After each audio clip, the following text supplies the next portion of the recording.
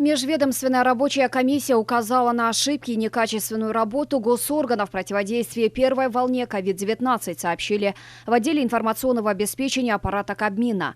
Ее премьер-министр Артем Новиков заслушал информацию о деятельности Межведомственной рабочей комиссии по проверке эффективности работы государственных, муниципальных и местных органов власти в вопросах противодействия коронавирусной инфекции, а также рационального использования финансовой, грантовой и гуманитарной помощи.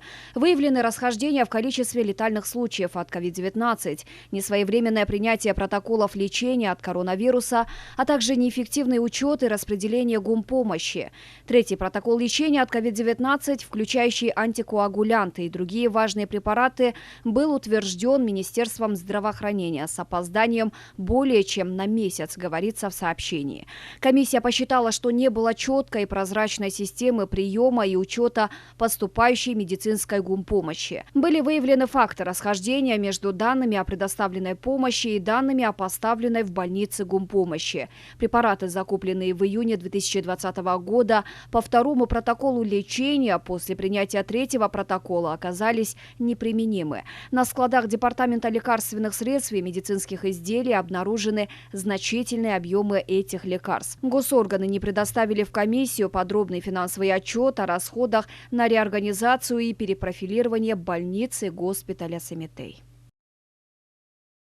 Гуманитарная помощь, поступление, то есть прием и учет идут расхождения между департаментом лекарственного обеспечения и организациями здравоохранения, идут расхождения в данных, значительные расхождения. Да? То есть это говорит о том, что в отдельных случаях, да, там прям факты того, что эта гуманитарная помощь продавалась на рынках. Да, вот такие прям с указанием конкретных здравоохранений межведкомиссия представила эти вот факты. Потом мы помним, что в марте, в апреле был разработан первый, второй протокол.